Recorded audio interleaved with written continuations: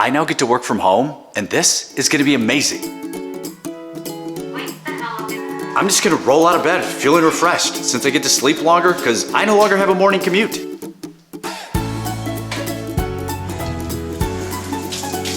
It's gonna be a great day today. All right, here we go. I'm gonna feel so much more energized for my meetings. Good morning, how was everybody's weekend? Oh, Karen, you're hilarious. Is that your cat Fluffy climbing all over your keyboard? Bruce, the weekend getaway with the wife, how was it? When the weather's nice, I'm gonna be able to enjoy meetings outside. In between meetings, or even during a meeting, I'm gonna be able to knock out some chores around the house. This is gonna be absolutely amazing. Let me show you something, right? Right there, right there. That's where my bedroom is at. On the other side of these steps, that's where the office area is. This is going to be absolutely amazing, or so I thought. You see, I had this chimeric illusion, this romantic fantasy about what I thought it was gonna be like working from home. What I failed to realize was that reality and fantasy don't stay in alignment for very long.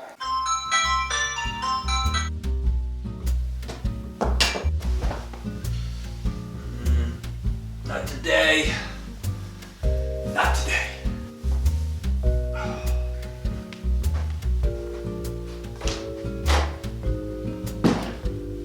Yeah, can everybody hear me? Karen, I'm just telling you right now, if Fluffy walks over your keyboard today and shows its ass in the webcam, I'm gonna lose it. I'm sorry, what's that, Bruce? Yeah, I'm well aware of the work from home video conference dress code.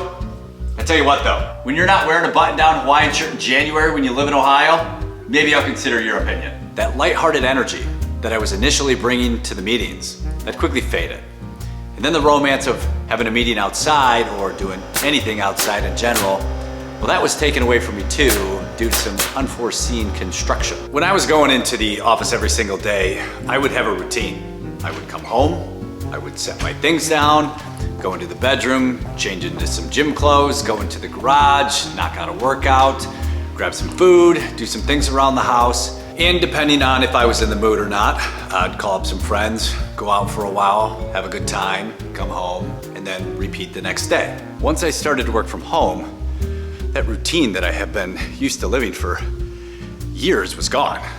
And then I started to experience something that I've only felt a handful of times in my entire life: loneliness. Popcorn? Okay.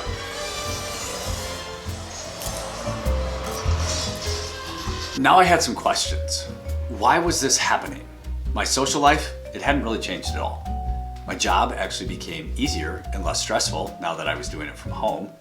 And I couldn't figure out, how would this be so rapid, just out of nowhere? It was like I went to bed one day, woke up the next, and all of a sudden, I was lonely. To answer this question, ironically, I'll go off somewhere in the woods, I'll pull out a pen and paper and try and solve the problem. In this instance, I just wrote down the differences in my life. What was I doing when I was working in an office compared to what am I doing now that I'm working from home? Then I dove a little bit deeper into that, and suddenly it dawned on me. When I was going into the office, twice a day I would go to the area where my employees worked. Fortunately, I had absolutely amazing employees who were always on top of their work. So work-related conversations were actually relatively infrequent. This enabled us to talk about random stuff, whatever we wanted. I was socially interacting a few times a day by going into the office. This was the major difference that I wasn't realizing. Although I was really happy to find solutions for this particular problem, suddenly there was a whole slew of other problems that started to show up that I didn't expect. I feel like if you're going to take me seriously when I'm sitting in front of a fireplace, I should have a beard and a pipe, maybe be sitting in a rocking chair. Anyways, here's another problem that I was having. My work and my personal life now resided under the same roof. I could be sitting around on the couch reading a book, doing whatever. I'd hear an email notification go off, I'd stop what I was doing, immediately walk the 20 feet over to the desk, check out what the email said, and then take action on it right away. When I was going into the office every day, this was never a problem. But now that I was working from home, it was a constant issue. And it shouldn't have been. We're a 24-hour global operation. Emails come in at all hours of the night. It's always been that way. But now that my work life and my personal life resided under the same roof, I was having a problem disassociating between the two. And for a while, this one really killed me.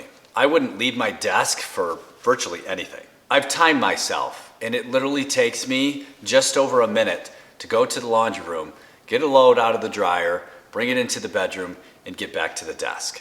If you work in an office environment, you're gonna likely waste more time going to the drinking fountain to fill up a bottle of water or use the restroom. Fireplace is getting a little too hot, time to move. So how did I cure the loneliness? It was a lot more simple than you probably realize. I just used this for its original intended purpose. I made phone calls. I called friends, I called family. And although it wasn't the same as necessarily being face-to-face, it was still enough interaction, dyadic conversation to be able to fulfill that personal need that I wasn't getting working from home anymore. The ways I overcame my personal challenges is not at all what I want you to take away from this video. If you're feeling a certain way and you don't like those feelings, I implore you, determine exactly when those feelings started to arise. What many of us already know, but don't consciously think about too frequently, is that every single decision that we make has an unintended consequence, a benefit, or sometimes a combination of both. Bringing this concept into our conscious minds gives us awareness. And when we become aware of our feelings and why the feelings exist, it allows us to control them. I've been guilty of this many a times. I'll throw myself a pity party because I don't like how I'm feeling. When I stop reacting to how I'm feeling and instead pay attention to why I'm feeling a certain way, something remarkable happens. I fix the feeling. I change my circumstances and make myself happy again. Here's the best part of this, in my opinion anyways. If you become more self-aware, you've likely increased your emotional intelligence. An unintended benefit of this is you've now increased your ability to empathize.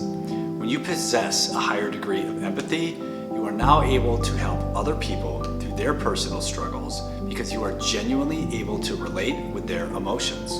Think about the power of this for a second.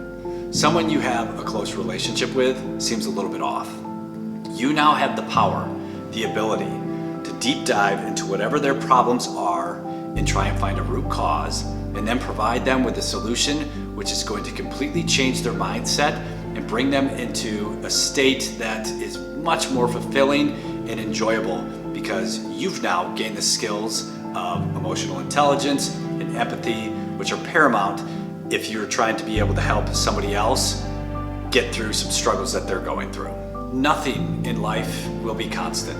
Impermanence is a very, very real thing. Having this skill set, having this power to be able to change something that you don't enjoy into something that's much more enjoyable is life-changing. This is the message that I'm hoping to convey to you. If you enjoyed this video at all, please consider liking, subscribing, and doing the bell notification thing. Thanks for watching.